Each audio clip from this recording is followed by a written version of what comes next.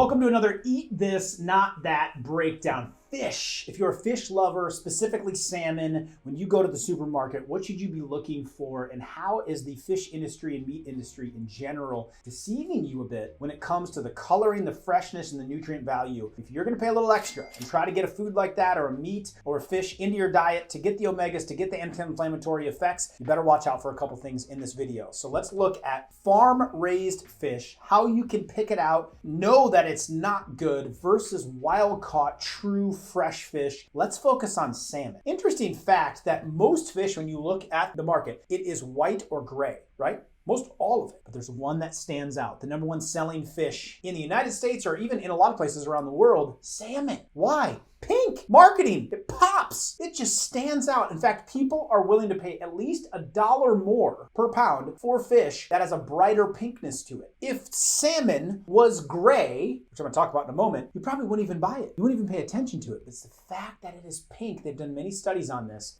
Fascinating stuff. So why does that coloring matter? Well, let's take a look right out of the gates into a farm-raised salmon fillet versus wild. You're going to see a noticeable color difference right away when you put them next to each other. There's a higher fat content in the farm raised. There's also a higher amount of toxins. I'm going to show you where they come from. It comes from their diet. Remember, you are not what you eat. You're what you ate.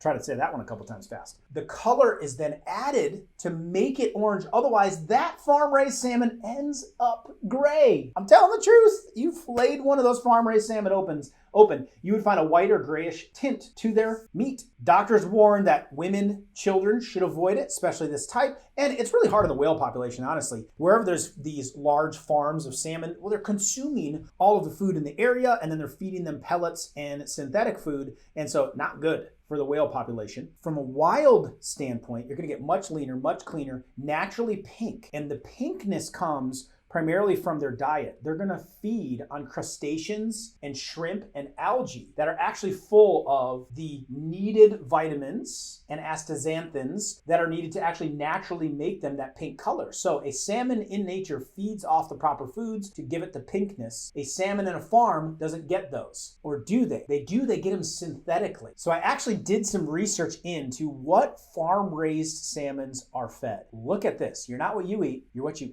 ate. This is a whole nother level when you start looking at what exactly is the meat you're eating. What were they fed? Because whatever they were fed is going to end up and trickle down into you. Check this out. This is the Food and Agricultural Organization of the United Nations, and they are specifically looking at feed production and food formulas for salmon. You can go to this website, right? So this is a government agency, right, that is controlling this of what they are fed, and you can see these fish operations. I would just hate to go on site to some of these, what they look like. But let's go down. So here's like the pallets of the food, right? And like just what I teach you with food, it's like, well, don't read the front of it. Don't read the nutrition facts. Let's actually go to the ingredient label. So we keep going down. Here's the feed ingredients. They actually give it. And I thought, wow, we should probably break this down a little bit. And there's a lot to this, but there's additives and there's actual ingredients. So as we start to look through the formulation of Atlantic salmon feeds, they're selected on a basis of available energy and content and nutrient composition as determined through chemical analysis. So you're gonna have some protein in there, you're gonna have some fatty acids in there, you're gonna have some vitamins and minerals, but they're synthetically putting this together as a fish meal. So they might put soy.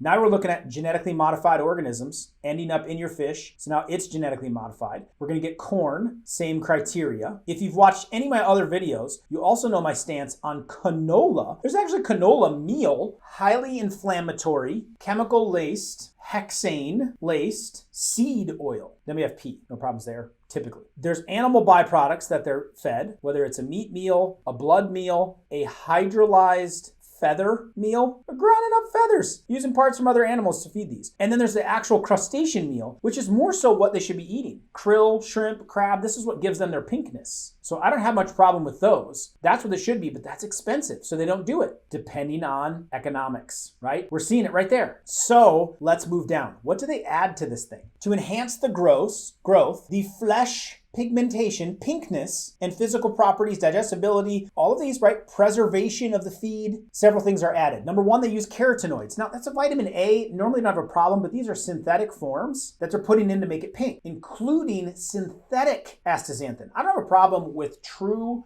krill oil, astaxanthin, coming from the pinkness of a shrimp or a krill or an algae or a flamingo, right? We're not going to get it from flamingos, but they have this natural astaxanthin, which is an incredible antioxidant if taken in the right amount. But this synthetic kind, not the case. More on that in a moment. This is what is used to impart the attractive pink and redness. So they put it right on here. This is developed in the 40s, 50s, and 60s to really start to do this so that when it hits your sushi plate, you see that pinkness, that bright pinkness. You know that is synthetic astaxanthin. We're getting more bad oilseed proteins that are added to it. Immunostimulants are put in, stimulating the immune system. And there is some nutrients added to it, thank God. And then we use gelatins and things to hold it together, starches and other chemicals. So this is what's ending up in the actual farm-raised salmon. That's going to end up in you if you're eating that meat. That pink colorization, though, comes from that synthetic astaxanthin. The issue with the astaxanthin is made from petrochemicals. Not a single human trial has been done on the safety of that, and we've been using it for 70 years in the fish industry because you'll pay $1 more for the pinkness of the meat, and if salmon goes gray because it's raised on a farm, it's going to blend in with every other meat and it won't stand out and you won't buy it. So salmon farmers have literally admitted this, knowing I wish we didn't have to feed them a more expensive synthetic astaxanthin, but we have to because they need the coloring. It's just part of the game that they're playing. So point being, look for farm-raised salmon. Way better nutrient content, true coloring with true antioxidants, way less fattiness, way less chemicals going into you and your family's body. Salmon should be eating little algae, krill, shrimp, small fish to get those colorings. And if you're looking for the omega-3 benefits, you're looking for the anti-inflammatory benefits of salmon, which is the reason why a lot of people are going to be eating it, you can supplement with that. I use an omega that's sourced from Atlantic seas in very fresh, controlled waters where you can get those small fish and then extract the omega-3, protect it, use antioxidants. So there's nothing synthetic involved with it when you're looking at wild caught fish and then get the benefit of it. So there's a link for that below, but choose your fish wisely.